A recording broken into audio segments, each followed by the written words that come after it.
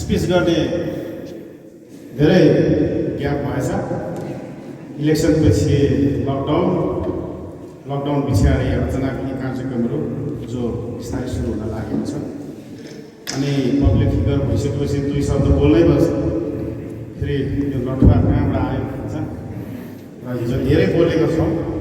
धेरै इलेक्सन्सको टाइममा हामीले पोलिटिकल कमिटमेन्टहरू प्रोमिसेसहरू गरेका छौँ अनि त्यही बापत फेरि आज विशेष गरी चुनावपछि जुन प्रकारको कोभिडको महामारी भयो भारतमा दोस्रो चरण, त्यसले निकै हामीलाई घबराहट गरेपछि यो धेरैपल्ट पोस्टपोन गरिएको प्रोग्रामभित्र म सामेल छु र विशेष लेप्चा पिपललाई विशेष WBML LDB का चेयरम्यान अनि उहाँका जति पनि एसोसिएट अफिसियल्सहरू हुनुहुन्छ अनि त्यसरी ML डेल्टाका सेक्रेटरी अनि उहाँका एक्जिक्युटिभ्सहरू अनि सम्पूर्ण लेप्चा संसारका तपाईँ विशेष आफ्ना एरियाका लेप्चा विशेष अहमियत राखेर लेप्चाहरूको प्रतिनिधित्व जो तपाईँहरू गर्दै हुनुहुन्छ, तपाईँहरूको समक्षमा तपाईँहरूले नै बनाउनु भएर दिनुभएको यस इज्जतको मञ्चमा म खडा हुँदा दुई शब्द तपाईँहरूले राख्नु पाउँदा म गर्व गर्दछु। किनकि म भइन तपाईँहरूले बनाउनु भयो, म यसो भन्छु म भइन अनि विशेष तपाईँहरूले बनाउनु भयो अनि यस ठाउँमा आज एउटा लेप्चा उभिएको छ जसले कहिले सोचेन यत्रो ठुलो केही जीवनमा हासिल गर्छु भनेर। अनि तपाईँहरू जस्तो मेहनती अनि जसहरूले जेनरली कालिम्पोङमा हाम्रो र मेरो उम्मेदवारीलाई मन पराएर यसलाई MLA बनाउनु पर्छ, सायद कालिम्पोङका विभिन्न समस्याहरू यसले पुरा गर्छ भन्ने एक्सपेक्टेसन्स लिएर जे भोट जे सहमति र समर्थन दिएर मलाई विजयी गराउनु भएको छ। मेरो वचनबद्धता भोटको अगाडि पनि अनि भोट सकेर विजयी भइसक्दा पनि यथावत राख्न चाहन्छु र निश्चय नै जे प्रमिसहरू जे कमिटमेन्टहरू हामीले हिजोको दिनहरूमा गरेका थियौँ त्यसलाई यथावत राख्न हामी प्रयासरत छौँ। प्रथम पहाडबाट एउटा घटना घटेको छ अनि म विभिन्न स्टेटका मिनिस्टर्सहरूसँग भेट्ने क्रमहरू जारी राखेको छु, लाइजनिङ गर्दछु, विशेष सम्बन्ध स्थापित गर्ने प्रयासरत अवस्थाभित्र छु अनि मलाई त्यो स्पेस पनि स्टेटका मिनिस्टर्सहरूले स्टेटले दिन थालेको छ। यो शुभ खबर तपाईँहरूलाई यस मञ्चबाट दिन चाहन्छु। मैले उहाँलाई स्पष्ट भनेको छु, यो रुदेन लेप्चाको जित होइन। For the very first time in the hill यो एउटा पोलिटिकल एक्सिडेन्ट मान्नुपर्छ।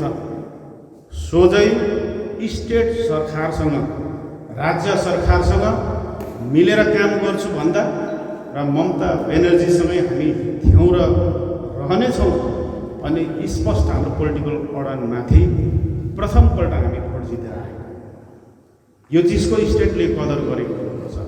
आजको भोट जिताइ रुदेन लेप्चाको होइन, यो एउटा कन्सेप्ट एउटा प्रयोगको जित हो जसले पहाडमा मानिसहरू अब प्र्याक्टिकल पोलिटिक्सलाई स्वीकार अनि भावनात्मक पोलिटिकल कल्चरबाट हटेर राजनीतिक परिपक्वतामा प्र्याक्टिकल पोलिटिक्सलाई स्वीकार्न लागेको रुदेनको जिताइले स्पष्ट गरिदिएको छ। त्यसोस्ले तपाईँहरूले विचार गर्दा त्यहाँ विनय तामाङले जित्यो होइन, त्यहाँ रुदेन लेप्चाले जित्यो भन्ने होइन, तर स्टेट मसिनरीहरूले यो थाहा गर्नुपर्छ। त्यो अहमियतले आजको एउटा MLAको जितलाई हेर्नुपर्छ कि पहाडले भावनात्मक कुराहरूमा होइन तर प्र्याक्टिकल पोलिटिक्समाथि आफ्नो दृष्टिभङ्गी राख्न थालेको छ। त्यस सोचले त्यो प्रकारले हेर्नुभयो अनि हामीले जितेको कुरालाई त्यसरी फोकस र कन्सन्ट्रेट गर्नुभयो भने सायद अझै बढोत्तरी गरेर पहाडले राज्य सरकारको सम्मतिमा उभिएर सदैव काम गर्नेछ भन्ने आशावादी छौँ अनि त्यो दृष्टिकोणले उहाँले हामीलाई स्वीकृतिमा लिनुभएको छ र त्यो स्पेसहरू दिन थालेको छ। सर्वप्रथम म विशेष तपाईँहरूलाई फेरि सम्बोधनमा राख्न चाहन्छु, स्पेसली लेप्चाहरूलाई। योपालि म उठेको थिएँ, धेरैले भन्दै थियो लेप्चाको भोटहरू बाँडिन्छ, उसले नै सबै पाउँदैन र लेप्चाको भोट बाँड्यो भने रुदेन हराउन सक्छ भन्ने एउटा पोलिटिकल कूटनीतिहरू नखेलेको होइन, खेल्यो पनि। तर मलाई विश्वास छ, अनि जुन प्रकारले हामीले भोट पाएका छौँ, लाप्चेहरू स्पेसली लेप्चाहरू बाँडिएन, एउटा ठाउँमा उभियो अनि आफ्नो समर्थन स्पष्ट गरिदिएको। यो कुरालाई मैले स्टेट लेभलमा अरू विश्वासको थ्रु पनि अवगत गराएको छु, अनि निश्चय नै त्यो स्पष्टसँग भएको छ। धेरै गोठशाला हामीले हेरेका छौँ, मनन गरेका छौँ, लेप्चाहरू बाँडिएको थिएन, अनि स्पष्ट आफ्नो मत 80 to 90% हामीलाई आफ्नो समर्थनमा लिएका छन्। र तपाईँहरूले विशेष आर्थिक ताङसमलाई म मेरो हृदयको तहबाट विशेष कृतज्ञता प्रकट गर्छु। तपाईँ र तपाईँसँग एसोसिएट जति पनि अफिसियल्सहरू हुनुहुन्छ, जोहरू अर्गनाइजेसन सेक्टरका, कति एमएलडिपीका, तपाईँहरू सम्पूर्ण बधाई र विशेष धन्यवादका पात्रहरू हुनुहुन्छ। म एक दिन बिमार भएर केही विश्राम लिएको थिएँ घरमा, उहाँ प्रचारबाट आएर मलाई भन्दै हुनुहुन्थ्यो, तपाईँ बिसन्चो हुनुभयो र श्रोताले आएको भनेर मलाई रुममा उहाँले भेटिरहेर। त्यति बेला मलाई मनभित्र एउटा चोट लागेको थियो। एउटा बाउसम्मको मान्छे, उमेरले 70+ को वृद्ध मानिस, जो एउटा आफ्नो जातिको एउटा व्यक्तिलाई जिताउनको निम्ति उहाँ पोलिटिकल क्याडर जस्तो खट्दै हुनुहुन्थ्यो। अनि त्यहाँबाट मैले आफैलाई सोचेँ, अब योपालि हाम्रो जितलाई सायदै कसैले डिस्टर्ब गर्नु सक्दैन, हामी जित्छौँ। मेरो परिपक्वता उहाँको यो वृद्ध अवस्थामा हाम्रो जितलाई दिएको डेडिकेसनले नै हिजो स्पष्ट गरिदिएको थियो। त्यो कारणले अब हामीलाई तपाईँले गर्नुभएको, मैले बार भन्छु कहिले काहीँ, भोट जित्ने भोट पाऊ या इलेक्टेड मान्छे चर्चको मन्दिरको घन्टी जस्तो हो। मैले हिजो भाषणहरूमा पनि भनेको थिएँ इलेक्सनको टाइममा, त्यही कुरालाई दोहोऱ्याउँछु। अब यहाँ हामीले यसलाई जितायौँ, इलेक्ट गर्छ भन्नुभयो भने तपाईँले चर्चको या मन्दिरमा झुन्डाएको घन्टी जस्तै सोच्नुहोस्। त्यो घन्टी आफै बस्दैन, त्यो घन्टीलाई बजाउनु भने तपाईँ नै प्रयोगमा आइपुग्नुपर्छ, अनि तपाईँ उभिनुहुन्छ, घन्टीलाई तान्नुहुन्छ र घन्टी बज्छ। म इलेक्टेड तपाईँद्वारा भयो। अब मैले मेरो जिम्मेदारलाई पूर्ण रूपले डेलिभरेन्स गर्नुपर्छ। तपाईँको नोकिङ, तपाईँको आशीर्वाद, तपाईँको मप्रतिको समर्पणता हिजोसम्ममा सिद्धिएको छैन, भोटतिर सिद्धिएको छैन। तपाईँले नोकाउनुपर्छ, जिम्मेदार बुझाउनुपर्छ, यो कुरा गर त्यो कुरा गर आज्ञा गर्नुपर्छ। तब मात्र चर्चको घन्टी चाहिँ, तब मात्र मन्दिरको घन्टी चाहिँ बस्ने लायक हुन सक्छ।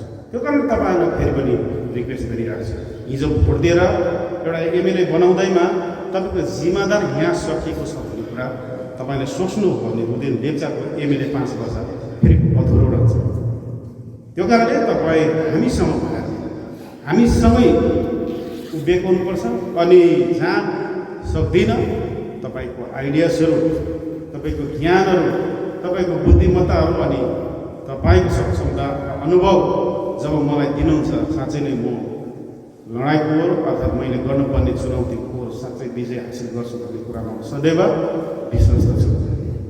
अरू धेरै भन्नु छैन मलाई। तपाईँले दिनुभएको माया प्रेमले नै यहाँ छु।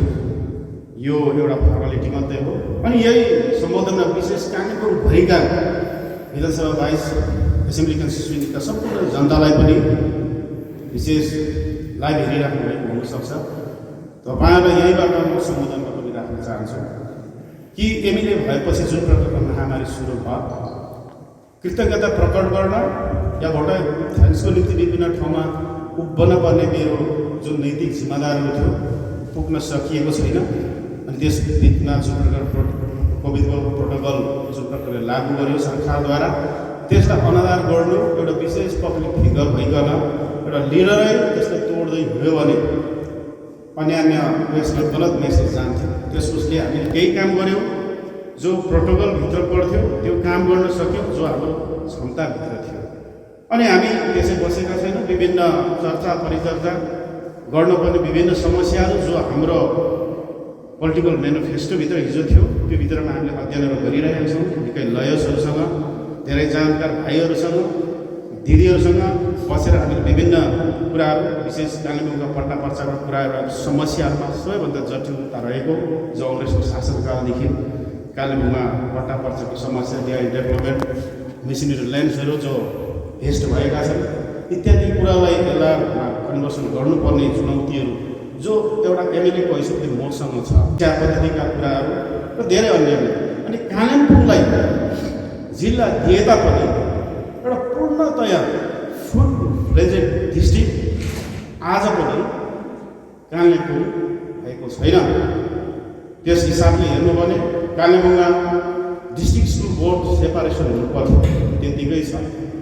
डिआरडिसी सेल भनिन्छ जसले सेल्फ हेल्प ग्रुपका अनि विभिन्न गभर्मेन्टका जो एग्रिकल्चर लेभलका ट्रेनिङहरू गराइन्छ विभिन्न ठाउँहरूमा, त्यहाँबाट एग्रिकल्चर डेभलपमेन्टको निम्ति पैसाहरू प्रदान गरिन्छ। त्यो डेभलपमेन्टल डिस्ट्रिक्ट इन्फ्रास्ट्रक्चर्सहरू, एडमिनिस्ट्रेटिभ इन्फ्रास्ट्रक्चर्सहरू कालिम्पोङमा आएका छैनन्। केवल एसपीका अर्थात् जो नन ट्रान्सफर सब्जेक्ट टु जिटिए थियो त्यो बाहेक जिटिएलाई ट्रान्सफर गरिएका डिस्ट्रिक्टका स्ट्याटसमा पाइने एडमिनिस्ट्रेटिभ इन्फ्रास्ट्रक्चर कालिम्पोङले फुल फ्लेजेडली पाएका छैनन्। इत्यादि कुराहरू जो स्टेटसँग मिलेर लडाइँ लडेर कालिम्पोङ निम्ति ल्याउनुपर्छ, तब मात्र अझै कालिम्पोङले यो जुन प्रकारको डिस्ट्रिक्ट भएको छ त्यसको मूल्याङ्कन भई त्यसको फाइदा कालिम्पोङको जनसाधारणले गर्न सक्छ भन्ने कुरामा म विश्वास छु। त्यही कारणले यी कुराहरूलाई गरी निकाल्न नै एमएलए यदि म हो र हुँ भने मैले राज्यको सत्ता पक्षका विशेष त्यो ओहदामा बसेको मिनिस्टरसँग फिलहाललाई सम्बन्ध स्थापित गरेर मेरो ड्युटीलाई भोलिको दिनमा डेलिभरेन्स गराउनु नै मैले मेरो प्राथमिकता राखेको छु। मैले धेरै एमएलएहरू, धेरै पोलिटिकल लिडर्सहरू विभिन्न ठाउँमा सेनिटाइज मार्क्सहरू बाँडिरहेको देखेको छु। तर मानिसलाई वर्तमानले होइन विगतले चिन्हित गर्छ।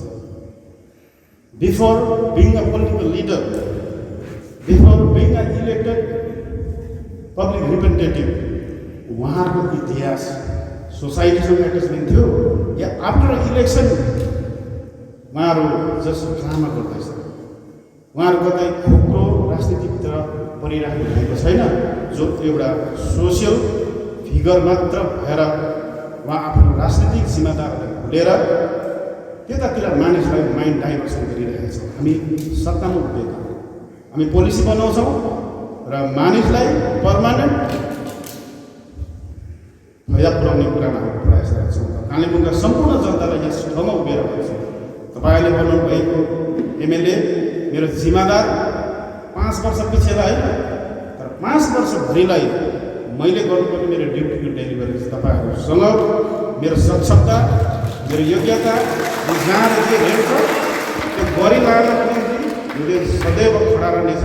चुनौतीहरू धेरै होला, पोलिटिक्स हो, सजिलो छैन, तर पनि ती कुरामा तपाईँहरूको माया, प्रेम, समर्थन पछिल्लो दिनहरूमा यथावत रहिरह्यो भने यी कुरा गरिलानमा सायद म असक्षम छु भन्ने कुरामा आफैप्रति म कहिले पनि ठान्दिनँ। त्यो कारणले निश्चय नै यो माया, प्रेम मेरो जातिले जो देखाउनु भएको छ, दुईवटा शब्द साहित्य जातिले भइराख्नुपर्छ। मेरो स्पष्ट कुरा छ, एउटा असल छोरा नै कसैको असल म्योक ज्वाइँ हुन सक्छ, एउटा असल छोरी नै कसैको असल बुहारी हुन सक्छ। म लेप्चाकै असल लेप्चा भएपछि मात्रै म राईको पनि असल नेता हुन सक्छु। म लेप्चाकै असल व्यक्ति भएपछि मात्रै म क्षेत्रीको पनि असल मान्छे हुन सक्छु। म लेप्चाकै असल व्यक्तित्व भइसकेपछि मात्रै मेरो जातको भाषाको, संस्कृतिको जगेरा नगर्ने मानिसले अर्को जातको पनि गर्छ भनेर विश्वास गर्नु हुँदैन। त्यसोले बाबा